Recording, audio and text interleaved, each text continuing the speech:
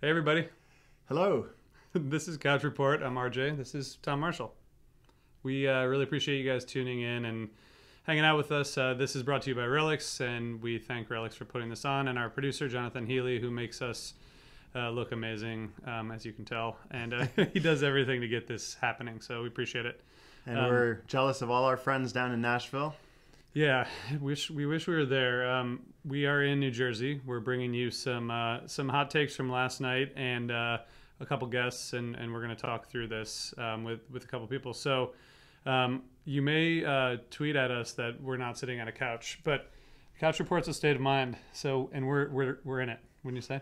Yeah, my couch was, it didn't quite work with the camera angle, so we're chair reporting to you guys. Chair reporting. And we're going to do this. This is pre-show that you're watching now. We're going to do a live stream from Set Break tonight during the free webcast. Nice of Live Fish to put on a free webcast for all the midweek folks watching at home. So I hope you all are going to tune into that and then tune into us talking about the first set at Set Break. Should be fun as long as we have things to say, which typically we do about Fish. What are they going to open with, RJ? Tonight, first set, first song. AC/DC Bag. Perfect. That's my call. So we're gonna call a friend, Drew, who was there last night, who's gonna give us his perspective. But Tom, maybe first we should talk a little bit about our take on last night. Tweezer reprised. Tweezer Reprise finally came. It's kind of Fish's way of saying that the tour, the tour is a thing, and it's not just individual concerts. It's all one thing. That's a good point.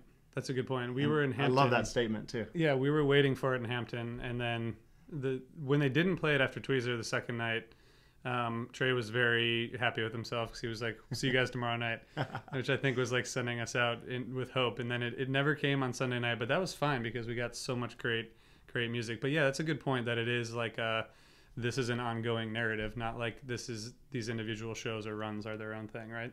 Kind of. And then Party Time as the second one kind of would have been the first, right? Yeah. Doesn't that imply that? Yep. Because they like opening with that. Yeah. Especially when they're, new at a new town. Yeah. And there was a free in there, which I think was the first, one of the first repeats from Albany. Free. There's a few in the first set. And then a bust out, first old home place since December 30th, 2016. Yeah. Which I've only seen, I think, twice, maybe. Oh, man, I remember really, really... Well, actually, I don't remember the first time I saw it, but I remember the first time that it kind of had an impact on me. This is sort of involved. I'll do a very quick... Is it time for a Tom story? I think it's time for a Tom story. We've waited long enough, So my dad was from a family of Illinois sheep farmers, and he was the first one that went to college and then was an officer in the Army and then was an electrical engineer. And then was a Rutgers professor. But as such, he moved to the East Coast and kind of left the Illinois farming life behind. And he told us, me and my sister, from when we were young, that one of the sort of, and he's not an emotional guy. He doesn't like tell us when he's feeling a certain way at all. He doesn't display his emotions. And I think this was his way of saying that he really had a hard time when he went back there and drove by his old house. And meanwhile, now he's lost his dad and his mom's very old. And there is a parking lot and a shopping center where his old house was. And so I think it was Nassau Coliseum Island Tour. Yep. Did they play? Do you happen to know if they played old? They really? did, yeah, 4-3. I think it was after the Mike song opener, actually, that they played My Old Home Place. And I listened. The sound was good. As you guys know from those tapes, the sound was amazing, whoever was recording that, if it's soundboard or whatever it was. But I was very close watching Mike, listening to the lyrics kind of after sort of dismissing it. Oh, here's a bluegrass song. And it really hit home. I was like, oh my God, this is like my dad talking to me exactly. Why did I leave the old home place? Why did I tear it down? Why did I leave like the crop in the fields to look for a job in the town? So anyway, every time I hear it, I think about my dad. And so last night was no exception. Awesome song. And it's also kind of like, we were just talking with our friend Andy about how jam bands encompass a lot of things, and sort of Mike brought the bluegrass thing into Fish early. Yeah, and I think they started playing Old Home Place in '94 when they were going through having guests come on stage to do different tunes like Jeff Mosier and a lot of other people. And he sort of brought bluegrass in at that time, you know. But I was also thinking like a larger statement, like that jam band is kind of becoming a way of life for bands to exist anyway. Yeah. And didn't Phil Lesh just play with a Nashville Yeah, star? yeah. Phil Lesh just played 2 nights ago, I think, with Margot Price. Margot Price.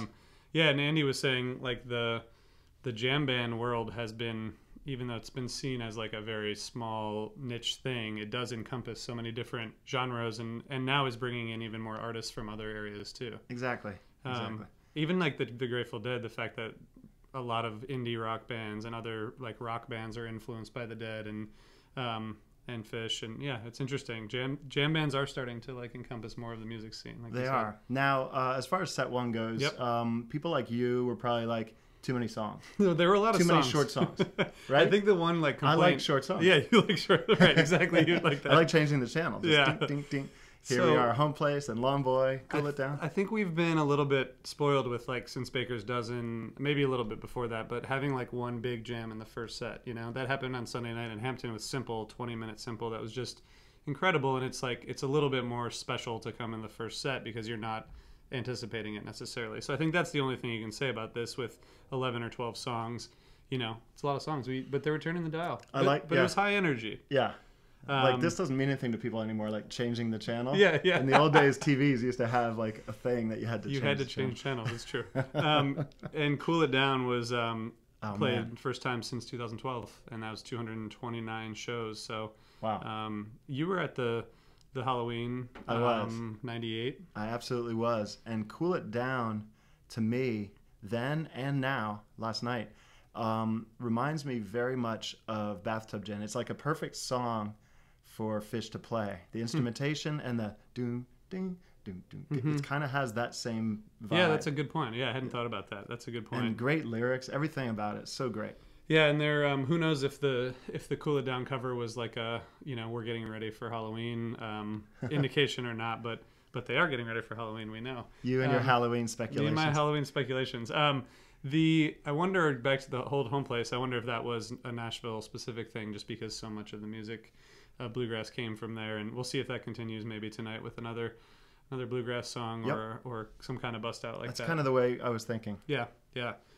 Set 2, Mike's song into Ghost, Everything's Right, into Set Your Soul Free, 4 really good, solid jams. I saw someone on Twitter say there were a lot of jams within jams, which I think means just a lot of like diverse musical statements within each of those songs. Like sometimes they follow one path. Well, also like within, I mean, you could kind of conceive of the whole second set as along Mike's groove, right? Yep. Because it's Mike's at the beginning and then groove at the end. Yep.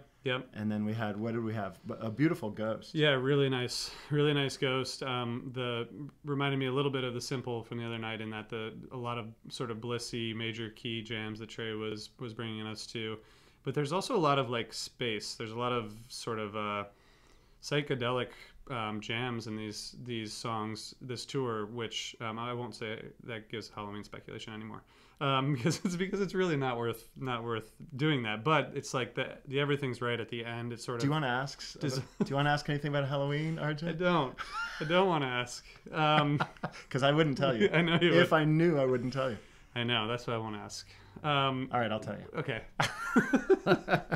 The truth is, I do not know. I do not know. And if you guessed, and if we talked about the rumors or anything like that, I wouldn't say anything, because I have spent time lately with Trey. And even my non-answer or an answer of any kind, I would never want to be like the one to give that away. So it's a lot to I'm carry. going to not talk about it. I think that's good. I think maybe for the set break couch report, we can do a little bit of running through some of the rumors that we've heard good idea. Online and run through some of that. And right. then you can just... I'll just not say anything. So the Set Your Soul Free, Everything's Right, both of those had these like just kind of weird, weird soundscape kind of jams that the Set Your Soul Free then melted into Circus Comes, which is always a cool transition into that song. A nice breather, kind of. Yeah. Beautiful, slow song. And Set Your Soul Free, to me, that song was written for that part where the band sings in a round. and Trey does the set your soul, Yeah. set your soul free, set your soul. I think that part is great. And yeah, I'm not sure about, it always catches me right then at that moment. Yeah. I've noticed from Hampton, and I don't know if you noticed this from Albany or from earlier shows this year, but it seems like the band is just, I don't know if it's the mix or that they've spent a lot more time with lyrics, because I feel like Trey in particular is like emphasizing singing, emphasizing the words and the notes, the vocal notes, like a lot more than I have noticed in the past. And I don't know if that's just paying more attention to the lyrics, or maybe the mix is a little higher. Have you noticed anything like that? Kind of. Sometimes, like, you go to a Bob Dylan show and he completely sings it in a different phrasing, and that annoys me. Trey, it seems, is thinking so much about the words now and the phrasing that sometimes it'll be off from the way that I remember it in any case. And that works, except sometimes when Paige or someone is singing harmony with him and he's doing it the old way. They have to be on the same page. Yeah. On the same page. I kind of noticed it a little bit, I think, in Albany, and I forget the song, but they have to obviously be conscious of it. But yes, I think Trey is putting a lot more thought into his singing, a great deal more.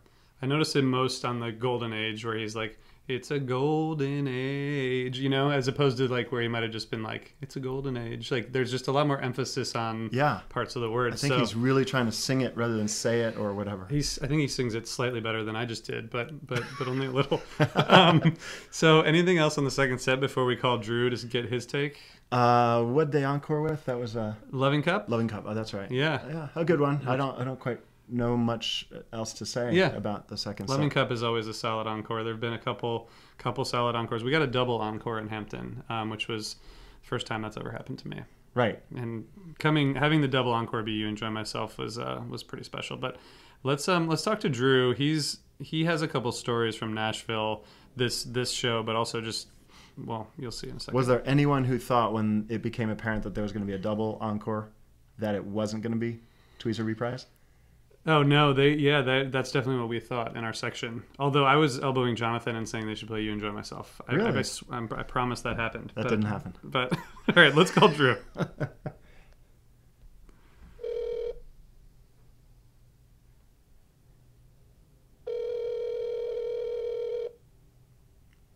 Hello, Drew. When Couch Report calls you and you don't answer. Yeah. Hey, RJ. Hey, Drew. How are you? I'm good. How are you? I'm doing well. I'm here with Tom. We're on Couch Report. How are things? Doing fantastic. Good. Hey, Drew. How are you? Tom here. I'm doing great. How are you, Tom? Doing awesome. And how was the first night? How was Nashville? It was phenomenal. I enjoyed the first set, but the second set absolutely blew my hair back, and it was just what an incredible night. They just didn't let up. It was one of those shows.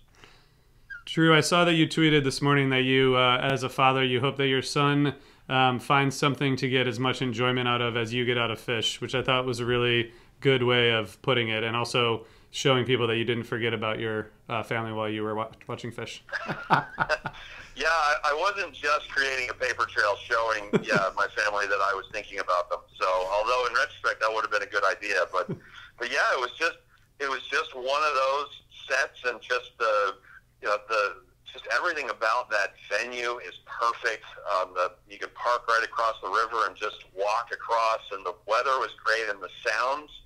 I mean, that's one of the best sounding venues. It was designed for the Nashville Symphony, and so they used a lot of audio engineers in the creation of that, and it's just everything was perfect. And then they come out and open with Mike's song, and then the set just didn't let up, and there were crazy interesting jams that every one of them took multiple turns in directions that you couldn't tell where they were going to go, and yeah, it was just one of those nights that was just really special, and I was just being extra thankful that I'm on the planet at the same time as those four guys. It's quite a wonderful coincidence. So, Drew, let me ask you about the Mike song, because every time since I, in an interview with Trey, mentioned what's the use, like in an offhanded way, someone will tweet like, do you feel you're responsible for this particular What's the Use, which I've said no to every time, but are you responsible for every Mike song that they play in Nashville for forevermore? I think I'm responsible for every good Mike song from now for the rest of the time. So no, not so much. No, but I was awfully thankful. I've had really good Mike song luck lately. My first Baker's Dozen show was the show with that awesome, two jam mics. And then this was my first show of this tour, and then they bust out the mics after a long layoff. So yeah, I've been really fortunate. It's just such an open-ended creative vehicle for them that when it goes off script, I've been a huge Tweezer and Mike song. Those were the two songs that way back when the set list would come across, like, if it was the day before I was seeing them, I would curse loudly if I saw either of those tunes pop up on rec.music.fish. So, and I'm still quite fond of both of them. Well, Drew, so for people who don't know, I think Tom knows this story, but can you give us a brief rundown of the story of the Mike song the last time they were? Was that the last time they were in Nashville, or was it 2014? It was 2 times ago. It was 2015. 2015. Well, yeah, it dates back to when I played with Trey at with the National Symphony at the Kennedy Center. That's actually the first time that I met you, Tom, was before that show, Dining with Craig and all those other knuckleheads upstairs. It was awesome seeing Fishheads infiltrating the Kennedy Center. That filled my heart with joy. Right. But after the show was over, the National Symphony gets out of the hall like instantly, because they literally throw their instruments in cases and run downstairs because they can beat all the traffic getting out of the garage beneath the venue. So it was literally me and Trey's manager were the only 3 humans all up backstage. And Trey had his door open, and so I was, and he'd been so accommodating for the couple of days. So I went in and, kind of knocked, and he said, "Come on in." And I asked if I could be a Pain in the Ass Fish fan, and he had a big smile, and he said, "Sure, go for it." And I then, asked him about the second jam and mics, and that's when he said he had no recollection of that at all. And he asked me, like, what year to listen to. And anyway, it, of course, didn't happen in 2013 when that show was. But then 2015, I went to the show with Don Hart and got into the sound check and talked to Trey after the sound check, and again asked him if I could be a Pain in the Ass Fish fan, and he gave me the same smile, and he said, "Yeah, go for it." And then I mentioned the mics, the second jam, and he said, "Oh yeah." And then he said, "I completely forgotten about that." And then he said, "How did that go?" And then I said, "Actually, I've got it queued up on my phone if you want to hear it." And he smiled like, "Wow, this guy's psycho."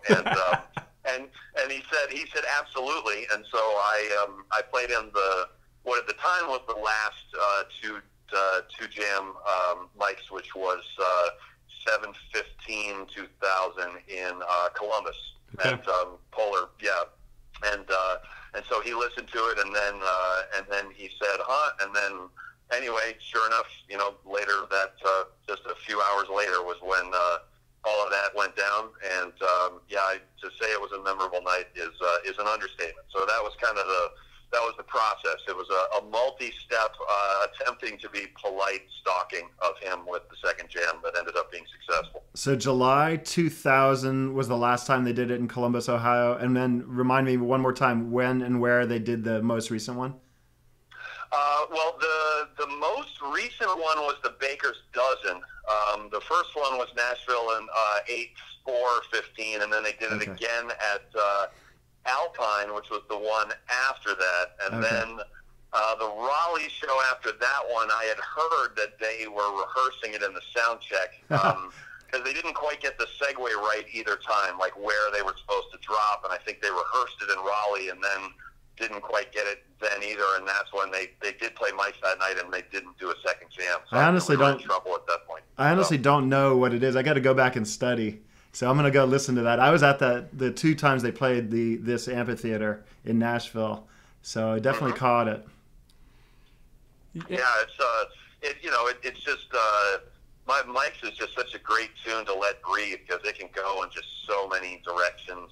And old school tapers know night, this second jam. Sorry. Last night was only one jam, and it but it went type 2. It went off the rails almost instantly. Like Trey I'm not a gear person for, I can talk brass instrument gear and not guitar gear. So, but he was using some kind of a delay effect like right away that was spacey and dark. And, it was, last night's second set, there was some really good, there was a lot of, Trey was doing a lot of rhythmic and very textural stuff. And then he would kind of like melodically pop up sometimes for as little as a bar or two, and then go right back down into the muck, and but it was just awesome.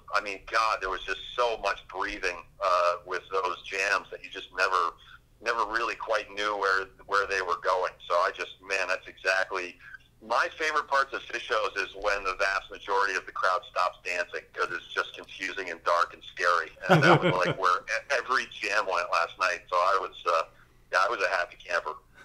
It does seem like a departure from even a year or two ago, with where like all the longer jams would go into a major key and sort of happier places. This year seems like they're going back to some of the evil Fish, if you will, embracing their dark side. Yeah.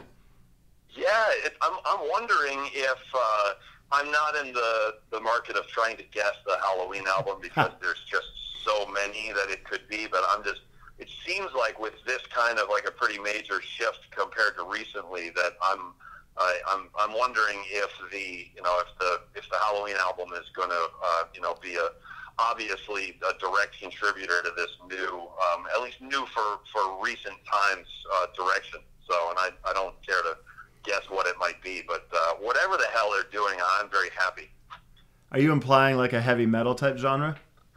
Yeah, I'm not really sure what it could be. Heavy metal, just something that's very thick and textured, rather than melodic and poppy. But that being said, maybe it's going to be the complete opposite of that. Who the hell knows? Yep, you never know with Fish, and you're always pleasantly surprised. Yeah, and yes, exactly. And yeah, RJ exactly. and I at Setbreak are going to talk about. We're going to try to round up all the current rumors of Halloween, and he's going to try to gauge by my facial expression, because I vowed not to say anything about any of them. It does seem, I agree with you though, Drew. That's what I've been hearing. A lot of like soundscape and texture, and a little bit different than what we're used to in the 3.0 era. But anything else notable to you? You talked a lot about those jams. The Ghost was a little bit more upbeat, I think, but all four of those big jams in the second set had sort of patterns within the jams. But did they all seem a little bit different to you? Yeah, there was. The Ghost was. I listened to that a couple of times. I was actually listening to it a third time when you just called. There's just a lot to unpack there, and again, it's so thick and layered that you can hear different stuff with each pass. The very end of the Ghost really jumped out at me, because it was Mike and Fishman was a freaking machine at that point, and Paige was playing a lot of rhythmic stuff, but then Mike and Trey stumbled on this like 3-chord ascending pattern that they played for like a couple of minutes. But the thing that was so noteworthy about it was that it was like this 2-bar pattern that they were playing, but the chords were on beat 2 of the first measure, beat 4 of the first measure, and then beat 4 of the second measure. And so meaning that they were tying across the bar line, so that the downbeats didn't have any chords on them. So it was like Fishman was playing a straight ahead drum beat, but the chords, like neither Mike nor Trey were re-articulating on the downbeat. So there's this kind of like forward momentum, and yet it kind of feels unsettled, like in I'm not really describing it very well, but it was just like, that's super cool. And then all of a sudden Trey started soloing over that, and he came in on a downbeat when Mike kept on doing that pattern underneath it. And then of course it that whole thing went down in like 90 seconds, maybe 2 minutes, and then it went on from there.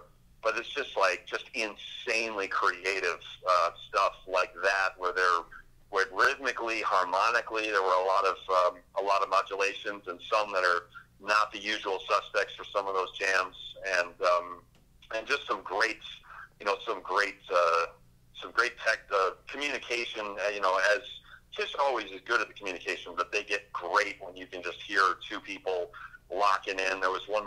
first set. I don't even remember what jam. Maybe it was the Wolfmans, where Page and Fishman were completely locked rhythmically. Yeah, when they're at their absolute communicating best, yeah, they're like a fine-tuned chamber ensemble. It's awesome. Drew, I appreciate your as a musician, your analysis of that Ghost jam, and I'm definitely going to go back. You'd say that this show is worthy of re-listen for you, right?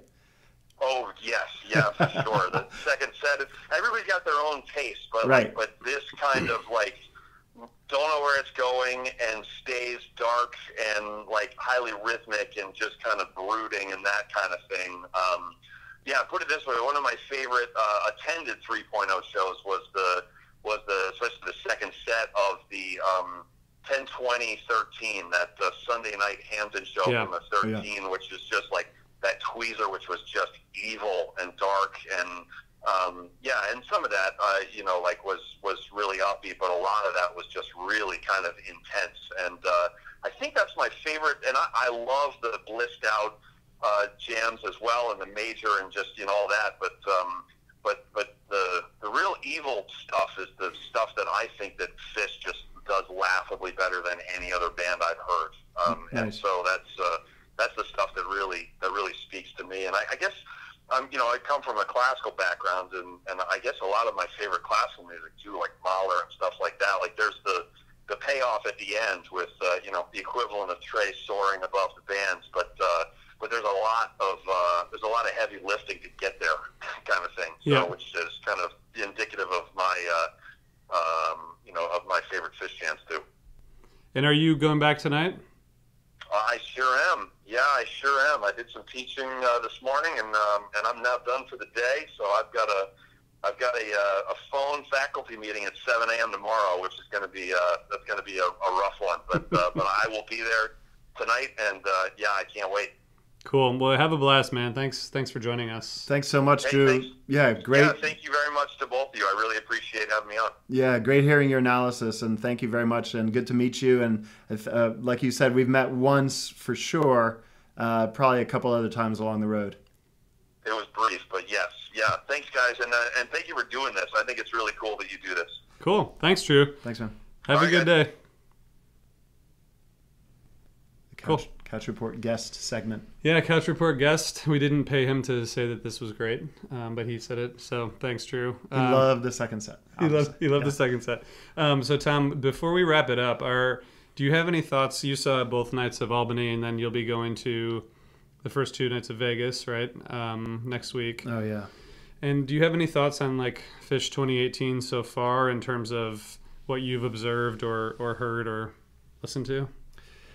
Yeah, I mean, they are really, really focusing on singing. We mentioned Trey before, but I think the band is sort of, they make sure that they get the song, and that by saying that's like their instruments usually. Mm-hmm. I think now they're also making sure that they're kind of going back and taking a second look at the harmonies and vocal arrangements. Yeah. Because I've kind of noticed an upward tick in not just Trey, but in the whole band singing very well together. So that kind of makes me think a little Halloweenish as well. Yeah.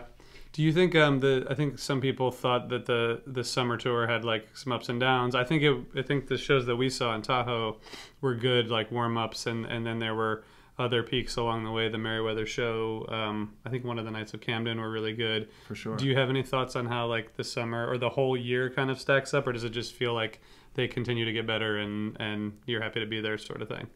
Well, that's always how I feel, and I'm like usually light on analysis. I have no ability to do what Drew just did, go back song by song. I force myself for these things to kind of go back and try to remember what I was thinking. But in general, it feels like they're at 9.9. Their enthusiasm anyway, and their happiness level. Mm-hmm. And for me, it's always been when Fish and the members are happy and getting along, and and everything's musically and also as friends, that's when the good stuff happens. Yeah. And there's every opportunity for that. And every now and then, like that Alpharetta show, or there's a couple others where boom, you know, and you just have to go on tour to to be there. You do. Yeah. I was realizing that, actually. That was one of the things I was thinking about after the 3 nights in Hampton, where I got to hang out with extended runs, for a couple nights, are always just so much fun because you are reminded that the community is part of the experience. And that's how it is for the band too. Yep. Their own community, but I know that they feel that way about the fans too. But when you're able to kind of stretch that out over 3 nights, it really does feel like a big extended family inside one of those venues. Yeah, and you especially, like, you're out there on the floor with the floor maniacs, and you have your own little, like, group. Yeah, there's a group. And maniacs is a good way to describe it.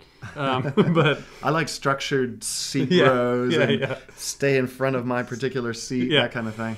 Yeah, and that's how we do it. To each his own. To each his or her own. But this has been a fun year because there's been so many different. They've covered almost every part of the country. Going out to the Gorge and Tahoe and San Francisco, but also Atlanta, and now they'll be in Chicago and the Northeast this fall. So it seems like they've almost covered everything, and then ending in Vegas. So it's nice because I think last year with the Baker's Dozen, it was so focused on New York. There's so much New York focus, and a little surprising, I think, for some to get the New York announcement for New Year's. Yeah. But what are you going to do? I mean, they play well and they have fun. Yeah, I'm not complaining about that. And like I said, fun is important. If that ingredient isn't there, if they're not having fun, then we're not having fun. Yep, that's exactly right. So I think we're going to let you all get ready to watch the free webcast. Go to livefish.com to watch that. We're going to be back to talk about the first set at set break of this show coming up. And we will also... We're going to talk about some Halloween rumors, but Tom will not comment, but I'll just run through some rumors. I'm going to comment. I will comment. Okay.